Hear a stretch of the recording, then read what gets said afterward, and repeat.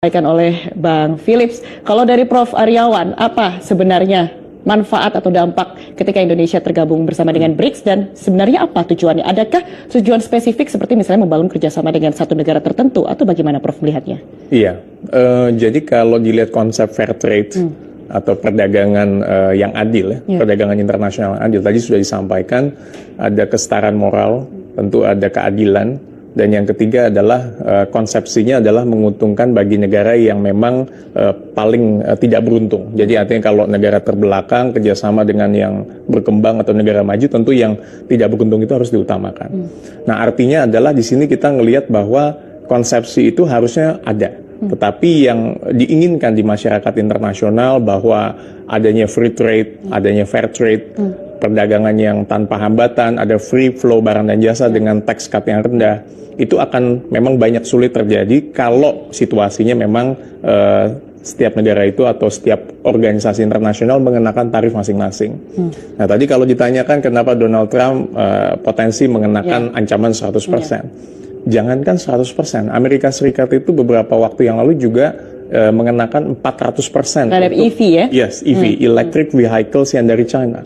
Kita tahu China begitu kuat EV-nya, ya kan, saya kemarin juga keliling ke sana pun juga banyak autonomous, auto-driving car yang juga di sana. Jadi memang punya pasar yang akan mengancam pasarnya Amerika. Tentu trade balance tadi seperti yang disampaikan yang negatif tidak diinginkan oleh Amerika maupun negara-negara di kita.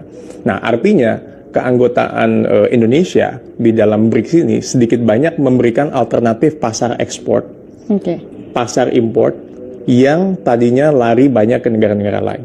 Artinya kita menciptakan alternatif pasar-pasar yang lain. Yang tadinya di blok barat sekarang mungkin ke blok timur maupun negara-negara Afrika maupun Amerika Latin dan sebagainya. Nah peluang ini harus dioptimize. Tadi kalau ditanya dampaknya seperti apa, jangan sampai juga kita menjadi negara destinasi tujuan ekspor dari negara lain, sehingga kita habis-habisan. Tapi kita untuk mengirim produk barang dan jasanya itu less sedikit. Jadi kita harus mendorong, pemerintah akan mendorong, saya yakin di pemerintahan Pak Prabowo, untuk bisa produk dan barang jasa kita punya competitiveness di luar. Ini ada target produk apa yang akan menjadi andalan Indonesia? Iya, yang paling penting adalah seperti kasus CPO atau crude palm oil. Sebagaimana kita tahu dengan adanya EU Deforestation Law, produk kelapa sawit kita itu kan sulit tembus masuk ke Uni Eropa dengan adanya undang-undang itu, crude palm oil kita. Nah, diharapkan produk kelapa sawit yang menjadi unggulan bisa masuk ke pasar-pasar negara BRICS itu, ya kan, dan juga produk-produk yang lainnya, ya kan, sumber daya alam kita kan melimpah, batu bara, minyak bumi dan sebagainya. Itu kita bisa kirimkan ke sana. Dan banyak loh produk-produk kita di produk-produk India, Rusia, China maupun negara-negara BRICS yang lain yang punya potensi masuk pasarnya ke Indonesia. Jadi semuanya ini adalah base-nya adalah mutual benefit antar negara, antar organisasi nasional. Makanya saya mungkin ingin memberi sedikit usulan.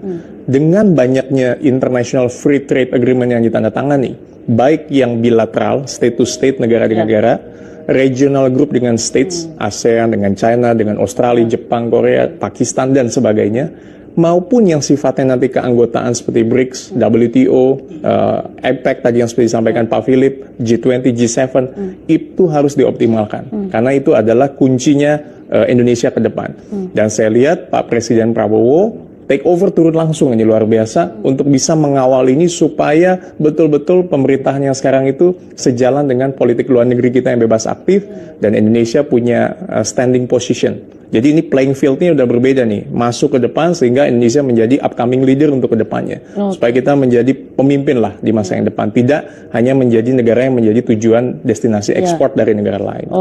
Ini tadi menarik, salah satu produk yang menjadi andalan Indonesia untuk bisa diekspor keluar dengan adanya alternatif pasar yang sudah ada, dengan adanya BRICS, itu adalah CPO. Kemudian produk apa lagi yang akhirnya membuat masyarakat menjadi bergairah begitu dan industrialisasi bisa menuju ke hilirisasi begitu dengan bisa diekspor ke negara lain? Ini ada produk apa lagi? Iya, memang kan kita juga nikel, makanya kan kemarin ada hilirisasi dan sebagainya walaupun kita juga ada beberapa dispute yang sudah sedang dilakukan di WTO. Saya pun juga baru kembali kemarin beberapa bulan lalu di Geneva. Ya, kita diskusi banyak dengan permanent representatif di UN dan WTO. Artinya banyak potensi Indonesia produk yang bisa masuk ke sana. Ya tadi kan kelapa sawit, lalu produk natural kita, gas bumi, dan juga produk-produk manufaktur, tekstil dan sebagainya, telekomunikasi, banyak yang kita bisa berperan ke negara lain. Akan tetapi memang kan butuh dukungan. Nah, dukungan itu yang tentu dioptimiskan dengan adanya aturan, kelembagaan dan sebagainya untuk kita bisa masuk pasarnya ke negara lain.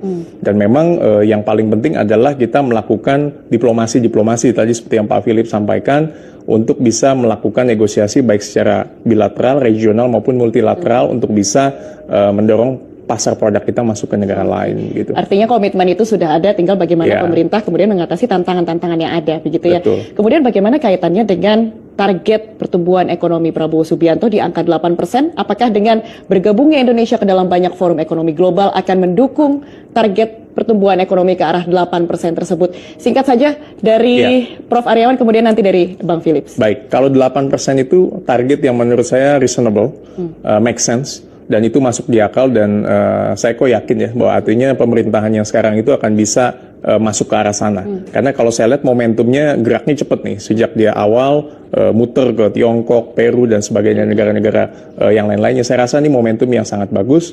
Dan kalkulasinya saya lihat sudah dilakukan sedemikian rupa. Walaupun pasti nanti ada beberapa hal yang perlu kita adjust tadi. Saya rasa itu sambil berjalan akan kita bisa lakukan. Tetapi target itu optimis dan harusnya bisa berjalan dengan baik. Oke, ada optimisme. Bagaimana dari Bang Philips? Optimis juga apa bagaimana? Ya, karena itu bukan soal optimis, itu harus